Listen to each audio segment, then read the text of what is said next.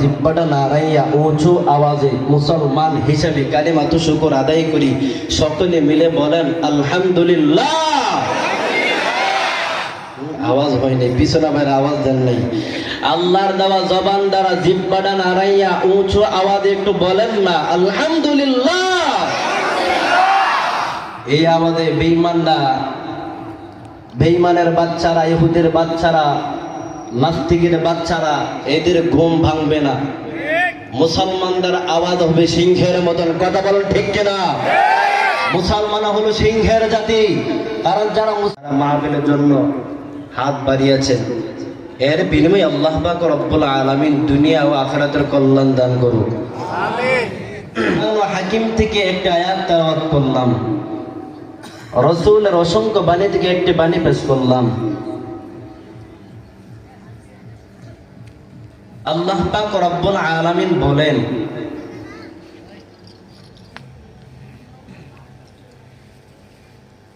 وَيَقُولُونَ مَتَى هَذَا الْوَعْدُ إِن كُنتُمْ صَادِقِينَ।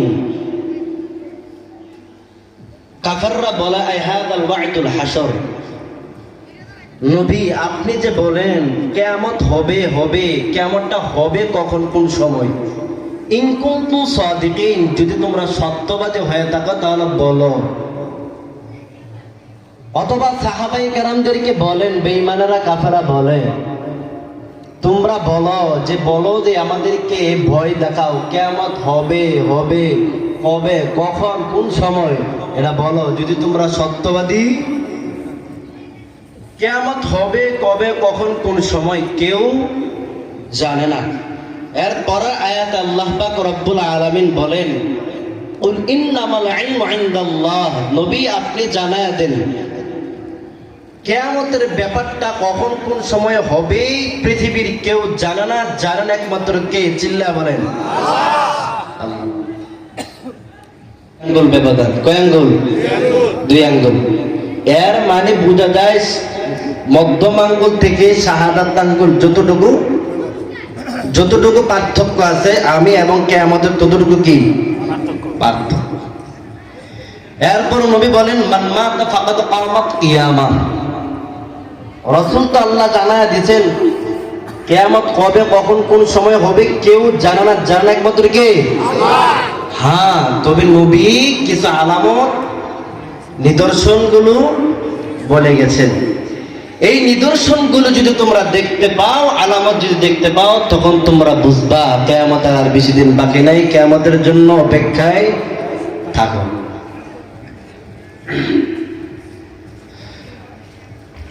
وَيَقُولُونَ مَتَى هَذَا الْوَعْدُ إِن كُنتُمْ صَادِقِينَ। কেউ জানে না কিয়ামতের বিষয়, একমাত্র জানেন কে? আল্লাহ। পয়গম্বর আরবি রাসূলুল্লাহ সাল্লাল্লাহু আলাইহি ওয়াসাল্লাম, আখির জামানার পয়গম্বর রাহমাতুল লিল আলামিন বলেন, বুইসতু আনা ওয়াসআতা কাহাতাইন। আমি এবং কিয়ামতের মধ্যে 2 আঙ্গুল ব্যবধান। এর মানে বোঝা যায় মধ্যম আঙ্গুল থেকে শাহাদাত আঙ্গুল যতটুকু পার্থক্য, আমি এবং কিয়ামতের মধ্যে ততটুকু ব্যবধান। এরপর নবী বলেন, মাউতি, আমি নবী দুনিয়াতে এর মধ্যে আসাটাও বড় একটা কিয়ামতের আলামত। আমি নবী দুনিয়া থেকে বিদায় হওয়াটাও কিয়ামতের বড় একটা আলামত।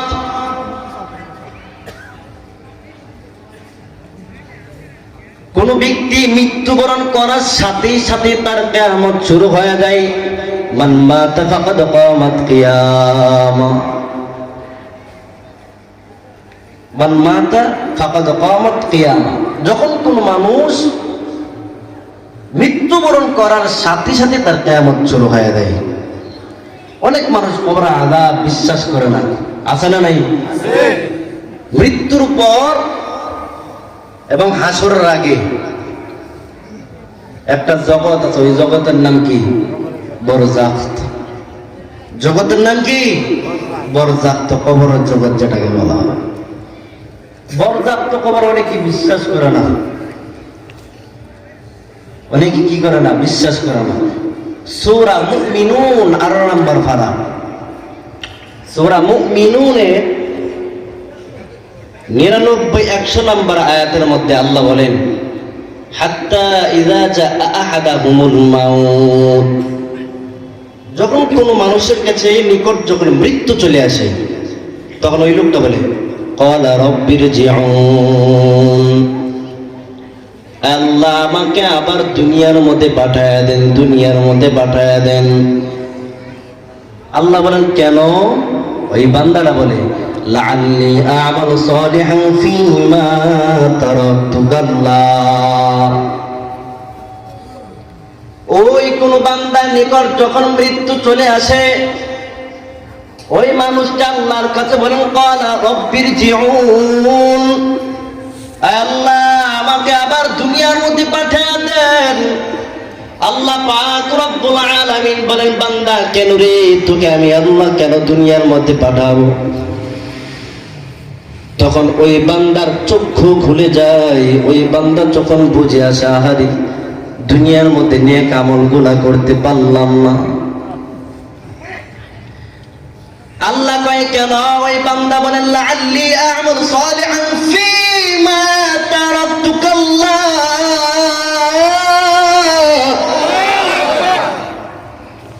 ওই বান্দা বলেন, আল্লাহ আমি দুনিয়ার থাকতে যে ভালো আমলগুলো করতে পারি নাই, এমন একটা সুযোগ দেন যে আমলগুলো করতে পারি নাই, এই আমলগুলো যেন করতে পারি।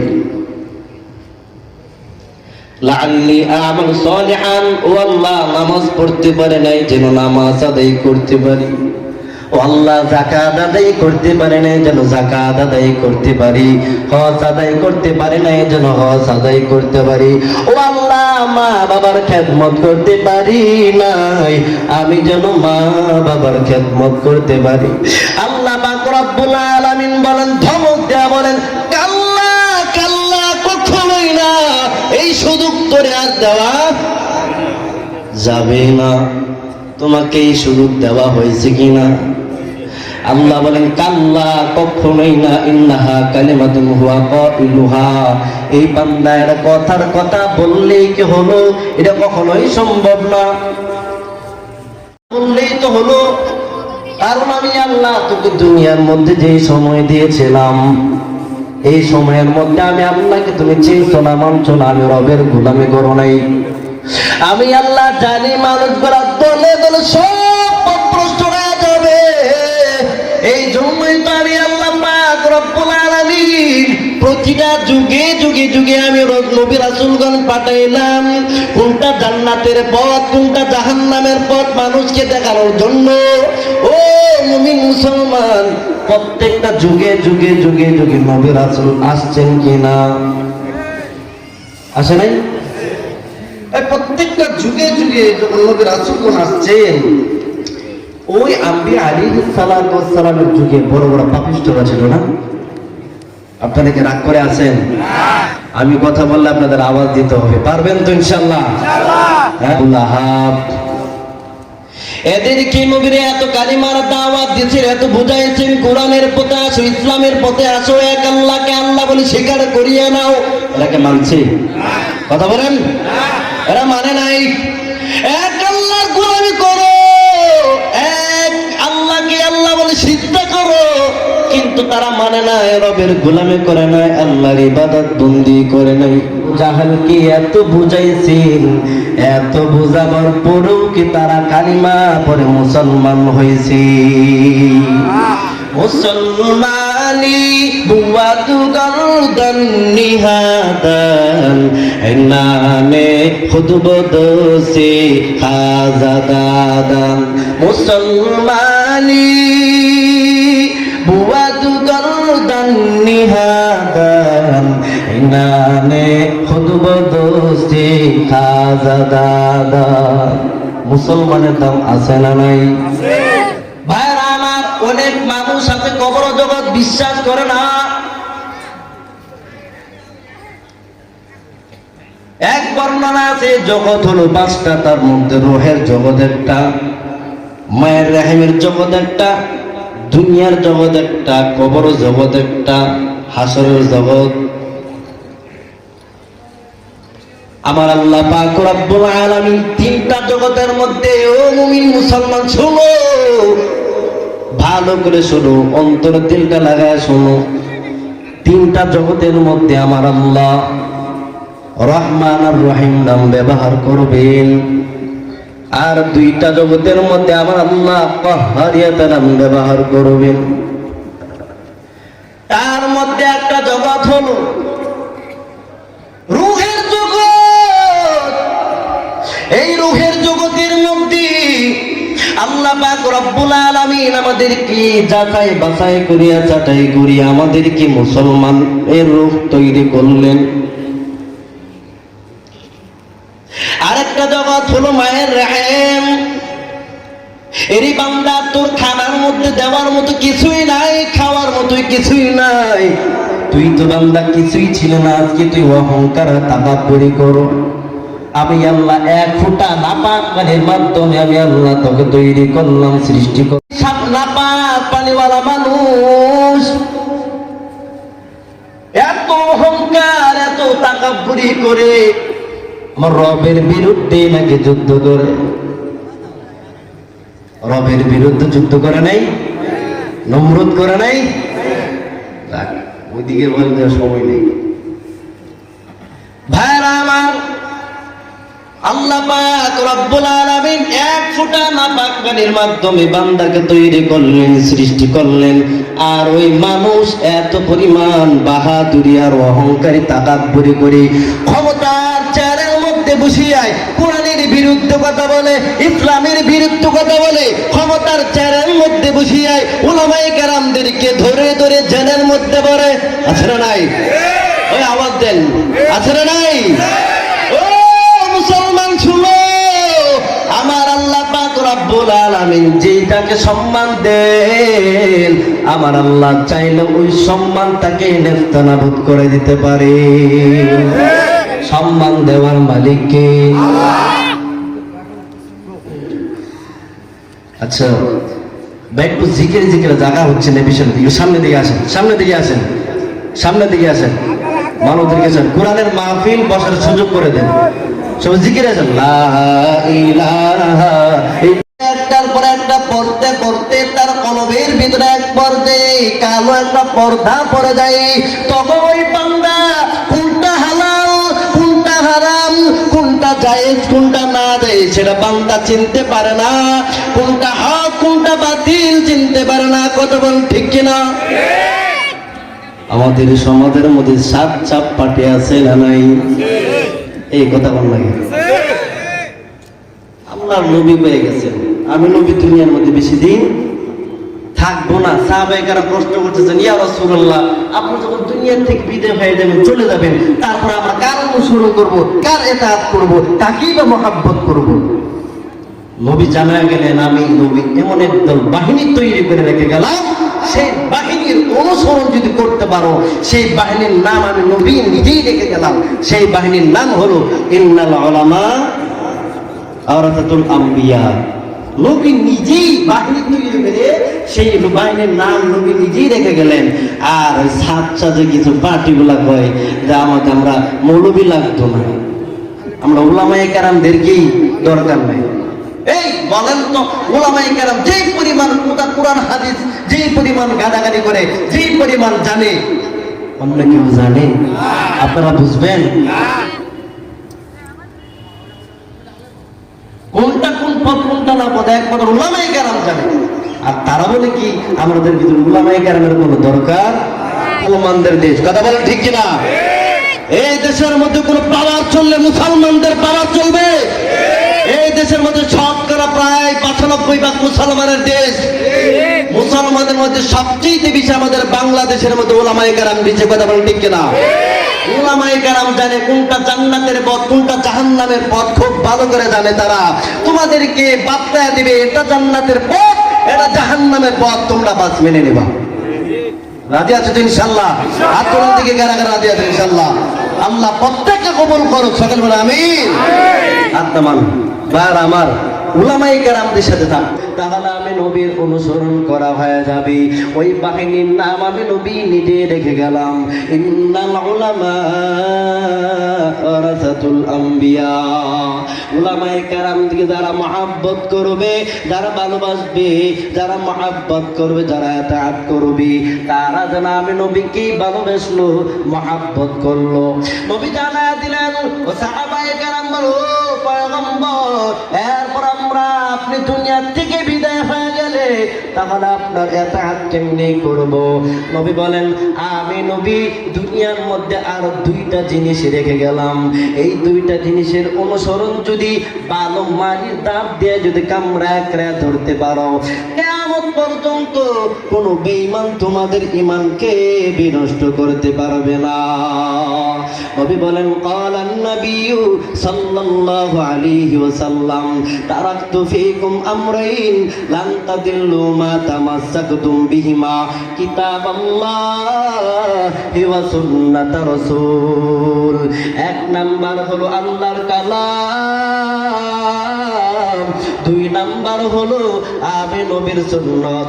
এই দুটো জিনিসকে যারা আঁকড়ে ধরতে পারবে, মারির দাঁত দিয়ে যারা কামড়ে ধরতে পারবে, এই রশিটাকে যারা ভালো করে মজবুত করে ধরে রাখতে পারবে, এমন পর্যন্ত কোন বেঈমান তাদের ঈমানকে বিনষ্ট করতে পারবে না, তাদেরকে পথভ্রষ্ট করতে পারবে না।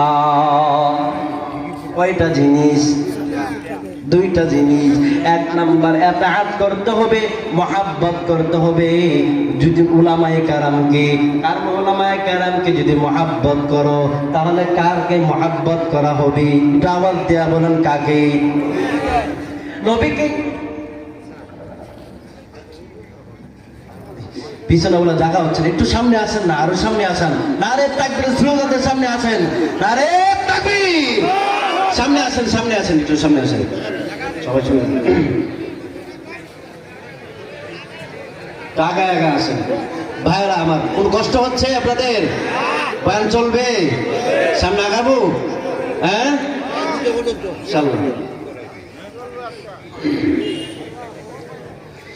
পয়গম্বর আরবি রাসূলুল্লাহ সাল্লাল্লাহু আলাইহি ওয়াসাল্লাম বলতেছেন যে দুটো জিনিস তোমরা আঁকড়ে ধরো।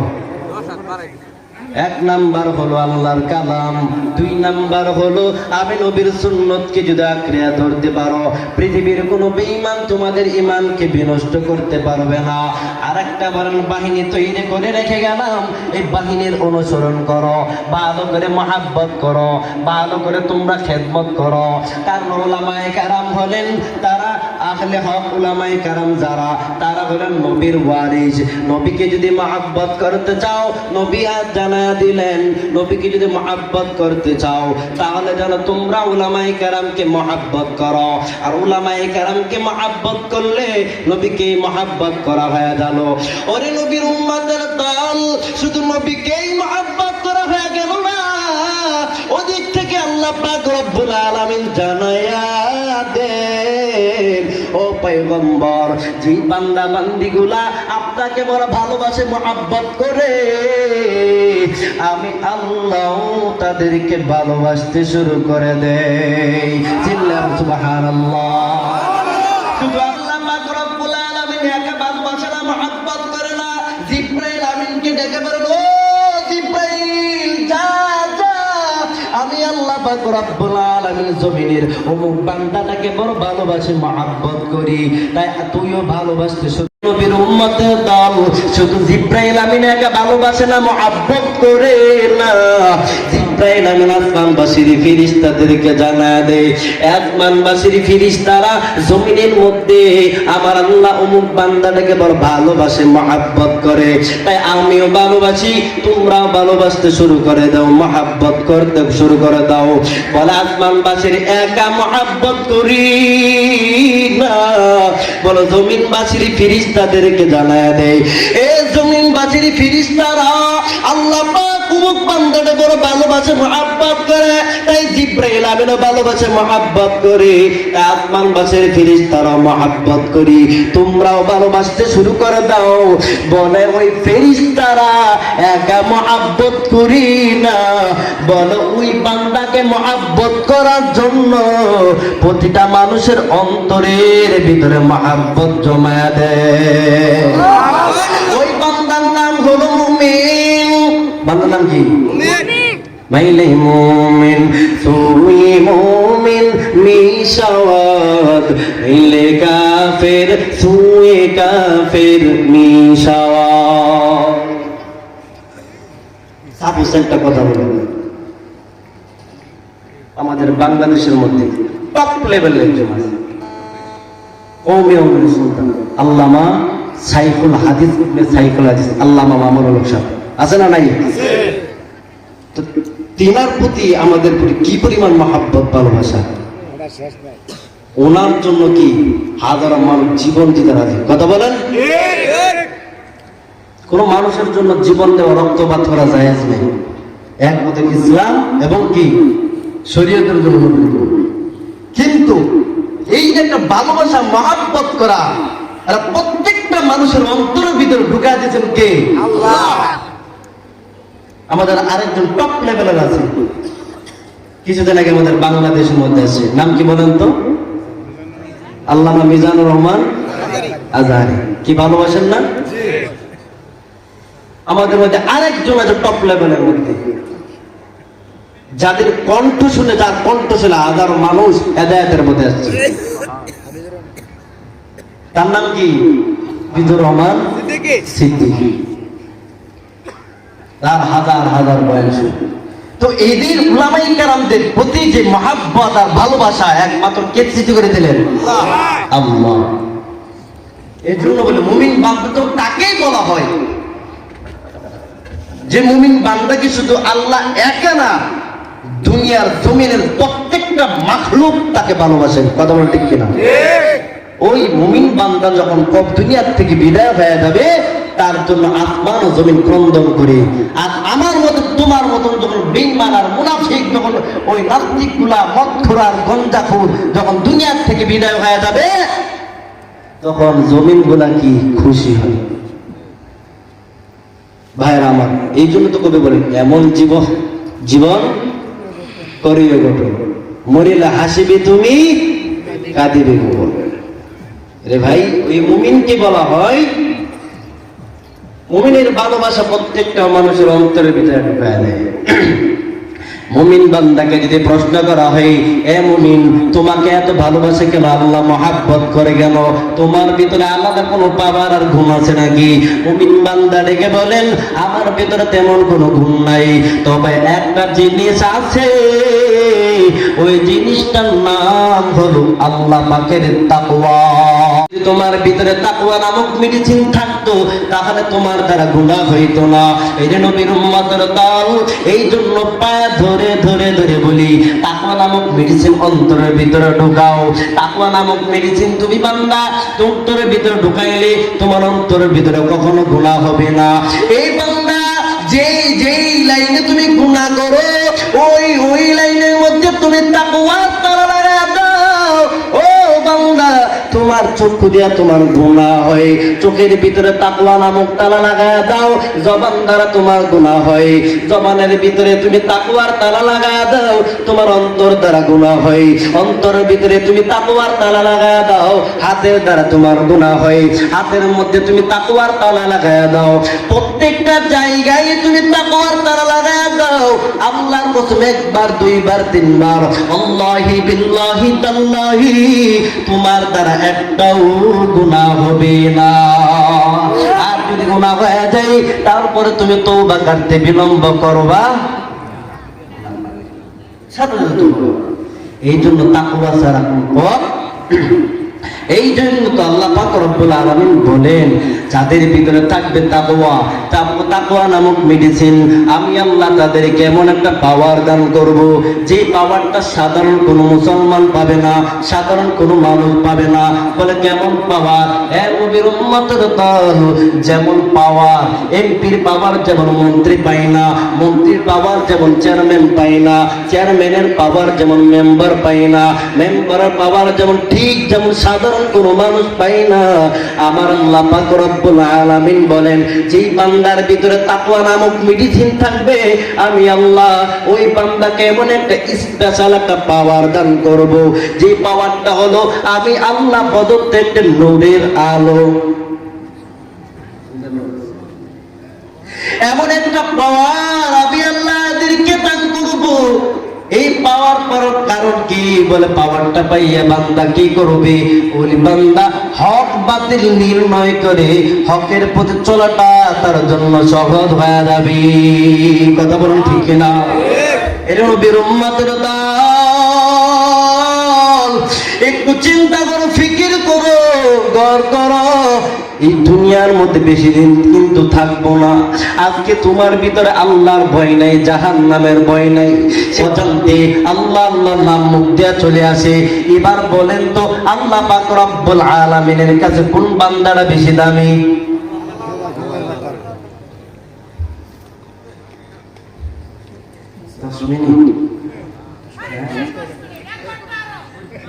কি আর সামনে চলবে?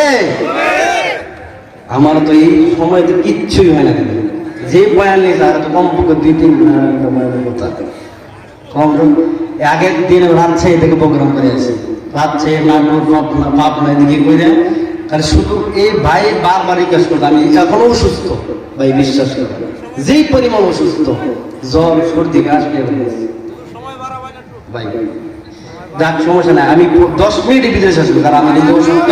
শোনেন না, আমাদের প্রধান মেহমান আছেন যাদের আত্মার মানে যাদের বয়ান শুনলে আত্মার খোরাক হয়, বয়ান শুনবেন ইনশাআল্লাহ, প্রত্যেকে শুনবেন যে ইনশাআল্লাহ শুনবেন তো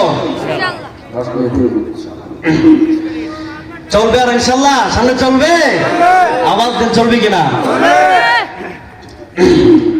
আল্লাহ পাক রব্বুল আলামিন বলেন বান্দা এই যে তুমি এত ধারণা করতেছো সব আমার আমার আমার আমার আমার, কিন্তু বান্দা আসলে তোমার কিছুই না। আজকে মারা গেলে কালকে তুমি সেই বান্দা কবরের ভিতরে, কারণ তোর আর আমার ঠিকানা হলো ওই মসজিদের কিনারে, তোমার আর আমার ঠিকানা হলো ওই কলা বাগানে, তোমার আর ঠিকানা হলো ওই মাদ্রাসার কিনারে, তোমার আর আমার ঠিকানা হলো ওই আম গাছ তলে, তোমার আর আমার ঠিকানা হলো ওই ময়দানের দিন নাকি সব মানুষ উলঙ্গ উঠবো। আমাদেরকে লজ্জা লাগবে না রে নবী? আল্লাহ নবী ডাক দেয়া কয় আয়েশা রে, আসল ময়দানটা এমন কঠিন ময়দান, আল্লাহ পাক যখন হুঙ্কার দিবে সব মানুষগুলো যে উপর দিকে তাকাবে, হাজার হাজার বছর চলে যাবে, টেরও পাবে না।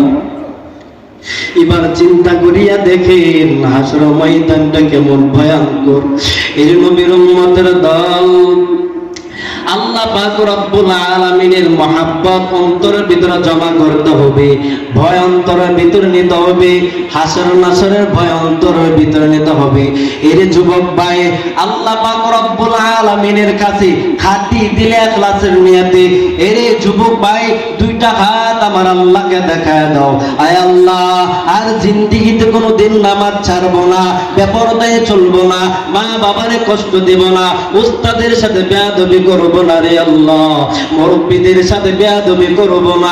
এর যুবক মা বাবার সাথে বেয়াদবি করবি না, তাহলে তোর দুনিয়াও ধ্বংস, আখিরাতেও ধ্বংস। অনেক যুবক ভাই আছে মা বাবার সাথে বেয়াদবি করে, আয় আল্লাহ তাআলা যাদের মা বাবা নাই, প্রত্যেকের মা বাবার কবরটুকু জান্নাতের বাগান